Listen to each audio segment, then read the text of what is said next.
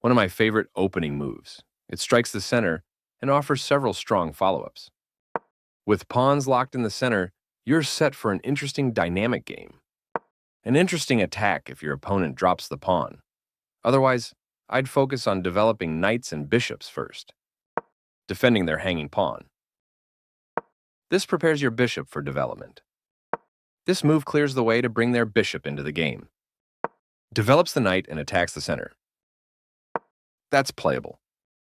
You are bringing your knight into play, eyeing the central squares. They kick your queen with a pawn, forcing it to move or be captured. This moves your queen to a safer square. Declining the trade is a fine way to proceed. Nice development that allows kingside castling next move. They develop their piece, gaining tempo by attacking your queen. Clearly, you don't want to leave your queen in danger. They made one of the top moves in this position. This is a fine move. Their bishop moves into the game. This offers a trade to your opponent. They kick your bishop with a pawn, forcing it to move or be captured. This is a good time for you to get out of trouble. This central challenge forces you to react in the middle. Good idea to take the outpost. Their pawn attacks your queen, kicking it out of its current position. Correct, of course. Move away from danger. This is a fair trade. You exchange pieces of equal value. You are now able to win a bishop by trapping a piece. You had an opportunity to win a bishop by trapping a piece. A clear recapture. You can win material through a fork with the right follow-up from here. The queen slips away as white avoids material loss. Nice way to win material using a fork. They move their king out of the check from your knight. You captured a free rook. Decent move, but they had a better one. You protected your king by castling and activated your rook. You cannot save your trapped knight now. This central break opens lines and increases your piece activity. They finished their tactic and took your knight in the end. Very good choice. This pawn capture makes it harder for you to challenge the center. You had an advantage, but now the game is close to equal.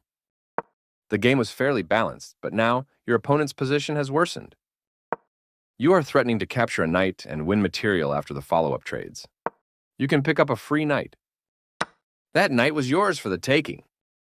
Your opponent moves their queen to escape your attack. You gain time because your opponent must deal with your threat. The queen slips away as white avoids material loss. Nice, definitely the right move. Precise move from your opponent. You reveal a check, forcing their king to respond. They block the check from your queen. Yes, this is the way. They had a better way to bring the last piece into the game. You made that square a great outpost for a knight. You get a chance to force eventual checkmate. You had an opportunity to force eventual checkmate. They prevented you from being able to force eventual checkmate. Your best move was to kick the checking queen. They've made a mistake and their queen is now lost. Your isolated pawn gets weaker as more trades happen. Your opponent had only one good move there, and they missed it.